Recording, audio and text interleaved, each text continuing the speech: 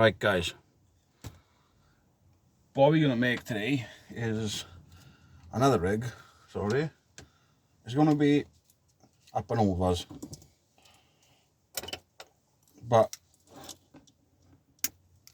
with a hangover clip. So what I normally do first of all is put, well,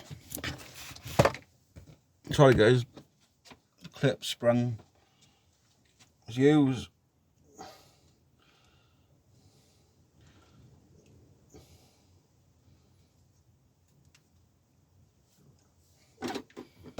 you want that little clip, then a rotor on the bottom and a weight, so it'll look like that. I know there's loads of these rigs out there guys, but I'm just trying to help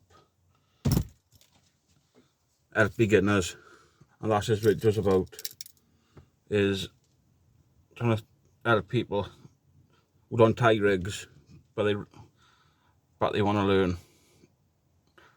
So all you got to do is put a crimp on the bottom and a bead, then a small crane swivel,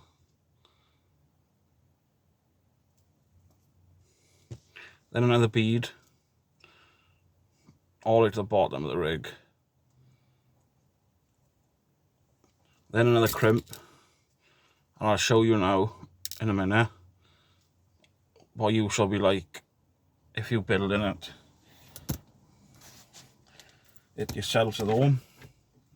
Is you should have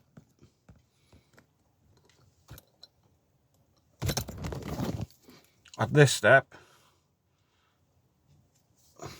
it should be a rotor, a genie clip, a crimp, a bead, a swivel, and another crimp. What I like to do to make it easier for myself is find a place where you want to crimp it down to the length where you want the rig to sit.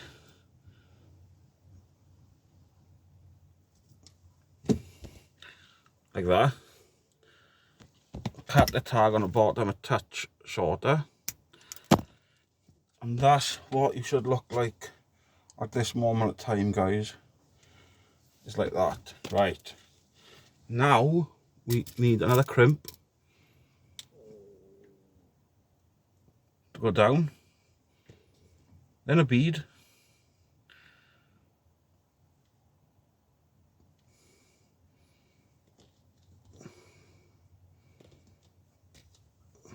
Then SRT spring. And slide down nicely. Then another small black bead.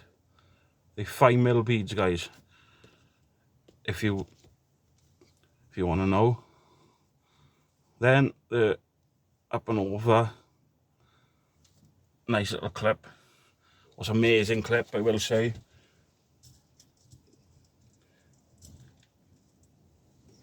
I love using the hangover clips. Then another bead on top of it. Then I'm going to put another crimp. Right. Now we got to, well, use any swivel of your choice really. It don't need to be small, it doesn't need to be big. But I like to tie the swivel on top before I put it in place.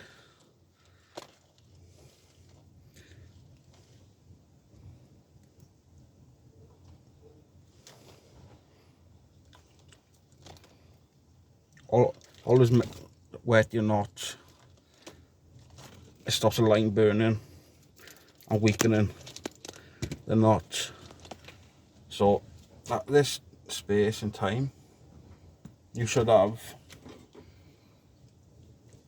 a crimp, a bead, SRT spring, another bead, hangover clip, another bead and a crimp.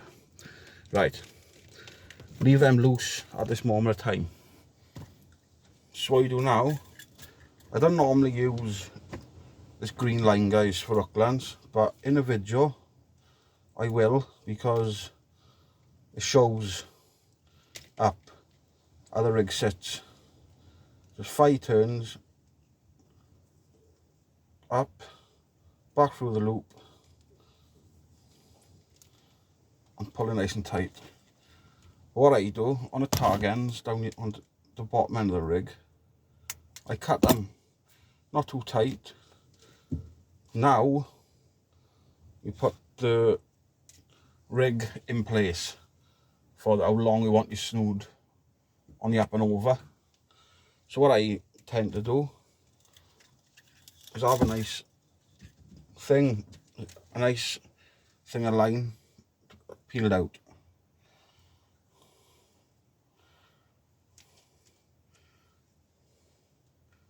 So I'm happy with that there.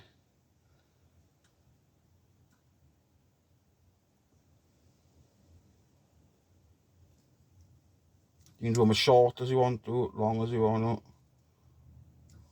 to. So what you do now, hook the line in the clip so it all runs the same.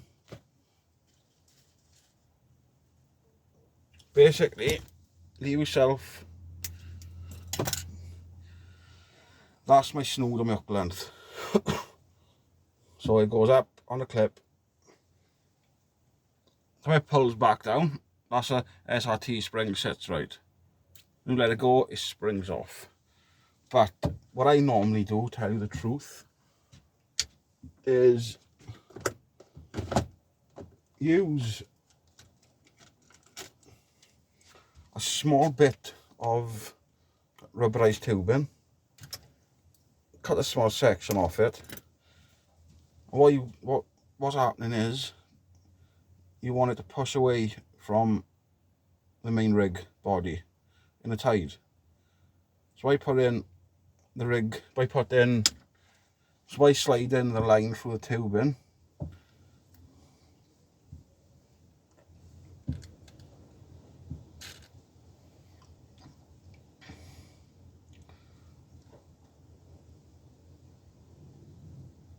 What happens is it kicks away the rig from the rig body when it hits the tide. So basically, the green and brown, that's the tubing, and everything will flow freely away from the rig body, so the tubing will kick it away. I normally, on these rigs,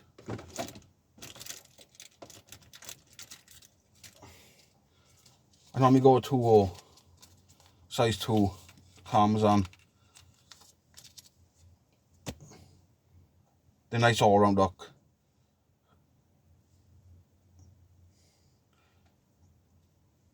Five turns, guys, round the hook.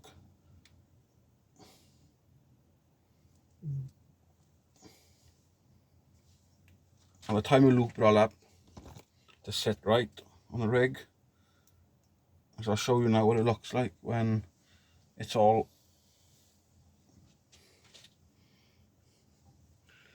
ready to be hooked up.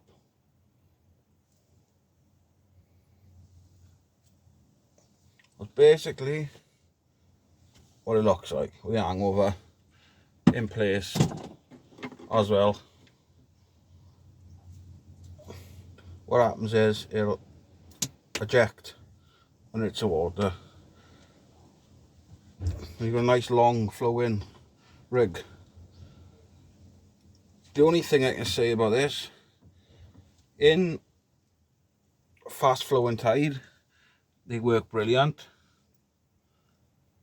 but if it's not a running tide they do tangle quite a bit, I found, to be honest with you. But long as you keep them reasonable short, you should have no problems with them like tangling or anything like that, really. It's a good round rig for rays. You catch dogfish on them. That's if you're targeting dogfish. My biggest smoothhound of the year was £13.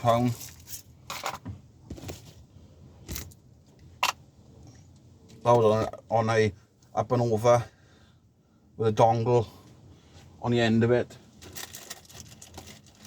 So yeah guys, it does like pay off to have all different rigs in your box in that way. I only fish loop rigs really for my torque rigs, and then maybe a single loop rig if I'm targeting like rays in that way. Even if I'm just on a pleasure fishing afternoon, I'll even try to use it up and over for the flounders, because there's a lot more movement in the bait in that way than a normal rig. It always gives off a bit of movement in the tide, and that's what you want really. I had bass off here, well, off here last week, and it works brilliantly. The only thing I will say to the up and over, if you're targeting bass with them, most of the time I slackline you. Thank you all for watching guys. Appreciate your time, thank you.